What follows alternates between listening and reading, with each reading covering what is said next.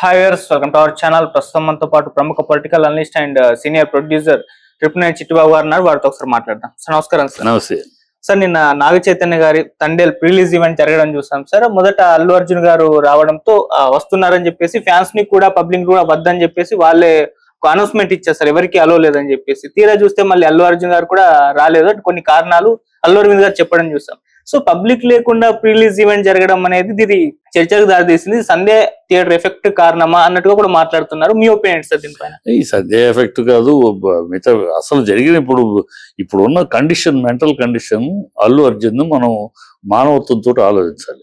ఊరిని ఏదో ఒకటి మాట్లాడాలి, కమెంట్ ఏదో కమెంట్ చేయొచ్చు. కానీ ఇప్పుడు ఒక 3 ఏళ్ళు కష్టపడి ఒక మంచి సక్సెస్ అందుకున్నాక, బ్రహ్మాండమైన సక్సెస్ అందుకుని ఆ సక్సెస్ ని ఎంజాయ్ లేని పరిస్థితిలో పాపం అల్లు అర్జున్, ఎవరైనా నువ్వైనా నేనా అలాంటి సక్సెస్ అయితే బ్రహ్మాండంగా ఎంజాయ్ చేస్తాం కదా. అక్కడ ఫంక్షన్, అక్కడ ఆ సెలబ్రేషన్, ఈ ఊరు ఆ ఊరు నిలుస్తాం, ఎక్కడ వెళ్ళటానికి లేని పరిస్థితిలో. ఎందుకు వెళ్ళటానికి లేదు? వెళ్ళటానికి పర్మిషన్ ఉంది, తనకే అబ్జెక్షన్ లేదు. కానీ వెళితే ఇవాళ ఉన్న పరిస్థితుల్లో ఒక పక్క చనిపోతే ఆనందంగా అని ఏదో మాటలు మాట్లాడతారు. సో అది జరిగింది తన కారకుడు కాదు. ఇప్పుడు ప్రజలు అర్థం చేసుకుంటున్నారు. ఇవాళ అనవసరంగా పాపం అల్లు అర్జున్ ని బదనాం చేశారు. కానీ బదనాంకి అతనికి ఏం సంబంధం? అన్ని పోలీసులు వాళ్ళ తప్పుదారులను కప్పించుకోవడానికి వాళ్ళు చేసిన ఇది అని ప్రజలకు అర్థమైపోయింది. కానీ అయినా ఇప్పుడు ఈ సెలబ్రేషన్స్ ని తన సక్సెస్ ని సెలబ్రేట్ చేయలేని వాడు ఎక్కడికి వెళ్తాడు? అందుకని అసలు మెంటల్ గా, అందుకని షూటింగ్ సినిమాకి దూరంగా ఉంటానని కూడా అన్నాడు. కొన్నాళ్ళ పాటు ఏదే దేశం ఎక్కడికి వెళ్ళిపోయి, స్విట్జర్లాండ్ వెళ్ళిపోయి 4 రోజుల పాటు అతను ఫ్రీగా మళ్ళీ మెంటల్ ఫ్రెష్ అయ్యి ఈ మెంటల్ గా ఎవరికైనా చాలా ఇబ్బందికరమైన పరిస్థితి. మనం చెప్పుకుంటానికి చెప్పలేము, మనమే చెప్పలేకపోతున్నాం. చెప్పడానికి బాధకరం, మనకే బాధగా ఉంది. అంత కష్టపడి పాపం చేసాడు, పేరు మంచి బాగా కష్టపడ్డాడు, పేరు వచ్చింది. అంత పేరు వస్తే దాన్ని అనుభవించలేకపోతున్నారు కదా, అది ఎవరికైనా బాధాకరం. అది ఆ పరిస్థితిలో ఉన్నాడు పాపం. రాలేదు, వస్తాడని మీరు ఎక్స్పెక్ట్ చేసి ఉండొచ్చు. అతను రావటం కుదరలా. మానసికంగా మెంటల్ గా ప్రిపేర్ అవ్వలేదు కదా. ఫంక్షన్కి వచ్చేసి ఊరినే కనపడి వెళ్ళటం కాదు కదా, 4 మాటలు మాట్లాడాలన్నా మెంటల్ గా అది రిసెప్షన్ ఉండాలి కదా, అది లేదు పాప పరిస్థితి. So let him take some time, మళ్ళీ బ్యాక్ టు నార్మల్ వస్తాడు, రావాలి. అంతవరకు కొంచెం అతన్ని మనం ఇబ్బంది పెట్టడం కూడా అనవసరం. అది రాలేదు, దాని మీద ఒక కమెంట్, రాలేదు ఒక విశ్లేషణ అనవసరం. రాకపోవటం తప్పు కాదు, రాలేని పరిస్థితి. ఆ పరిస్థితిలో నువ్వున్నా నేనున్నా అంతే, అది ఆలోచించాలి. ఆ పరిస్థితిలో మనం ఉంటే ఏంటని ఆలోచించాడు, మనకే సమానం జరుగుతుంది. కనుక ముందే రాయటం కాదు. ఓకే సార్, మనం టాలీవుడ్ లో వరుస ఒక 3 ప్రిలీజ్ ఈవెంట్ల గురించి మాట్లాడుకోవాల్సి వస్తుంది సార్. దేవర ప్రిలీజ్ ఈవెంట్ అంటే అంత క్రౌడ్ రావడంతో, దాన్ని ప్రాపర్ గా మేనేజ్ చేయకపోవడంతో అది క్యాన్సిల్ అవ్వడం చూసాం. సో దానిపైన విమర్శలు వచ్చేసాయి. ఆ తర్వాత గేమ్ చేంజర్ ప్రిలీజ్ ఈవెంట్ తర్వాత కొంతమంది బైక్ యాక్సిడెంట్ లో చనిపోవడం కూడా, అది కూడా కాస్త వివాదాస్పదంగా మారిపోవడం చూసాం. మళ్ళీ ఇప్పుడు తండేల్ మూవీకి పబ్లిక్ లేకుండా చేయడం చూస్తున్నాం. అంటే వరుసగా ఈ విధంగా ప్రిలీజ్ ఈవెంట్ లో ఇటువంటి పరిణామాలు చోటు చేసుకోవడానికి మీరు ఏ విధంగా చూస్తారు సార్? ఏమమ్మా ఇప్పుడు సిస్టము ఈ పబ్లిక్, ఈ ఆడియో ఫంక్షన్లు ఇది పబ్లిక్ లో పెట్టి చేయటం అనేది ఈ మధ్య కాలంలో, గతంలో లేదు, ఈ మధ్య ఒక దశాబ్ద కాలంగా అది బాగా విస్తృతం అయ్యింది. సో ఈ ఫ్యాన్స్ కేమో అదొక పండగలాగా అయిపోయింది వచ్చేయటం.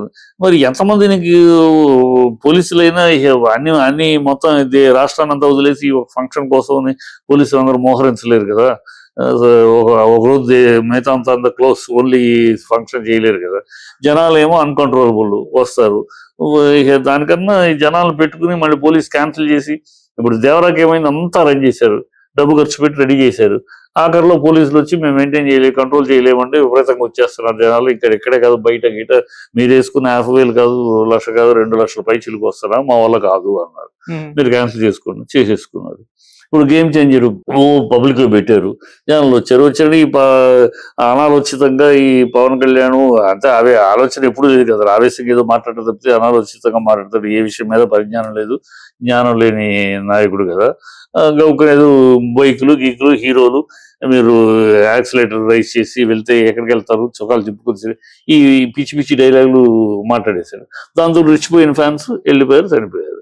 యాక్సిడెంట్ పడి అక్కడ రోడ్డు బాగానే ఉంది, వీళ్ళు యాక్సిడెంట్ చేసిన చోటు రోడ్డు బాగానే ఉంది, దానికి రోడ్డు బాగాలేదు కనుక చనిపోయారు. ఈయన పిచ్చి బాగుళ్ళు, అనైతికమైన మాటలు అట్లా తయారైంది. కనుక ఈ బెటర్ ఏదో జరిగి తర్వాత తలపడుకుంటా కన్నా జనాలకు తెలియాలి, జనాలకి థియేటర్కి సినిమా ఏంటి, సినిమా రిలీజ్ అయిపోతుంది, పలానా సినిమా వస్తుందని ప్రజలకు తెలియాలి.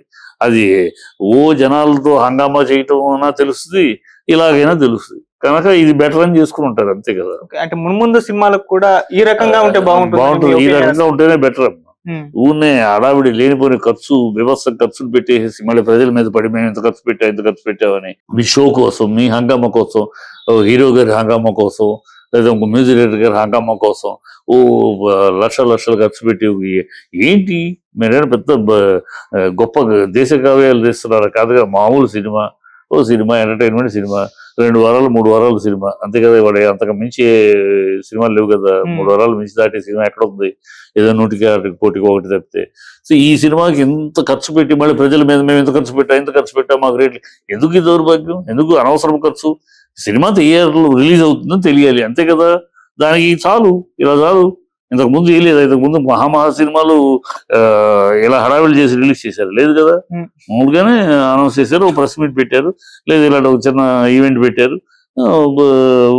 టీవీలో రిలీజ్ అయినాయి, అంతే కదా. పేపర్లో న్యూస్ వచ్చింది, చాలు. That is enough. ప్రజలకు తెలియాల్సింది అంతే.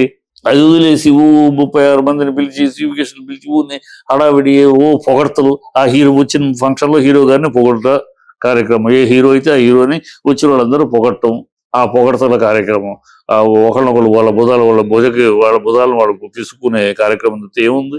దానివల్ల ప్రయోజనం ప్రజలకి ఏముంది? ప్రజలకు తెలియాలంతే రిలీజ్ అవుతుందని, ఈ పలానా సినిమా పలానా ఆర్టిస్ట్, అంతే.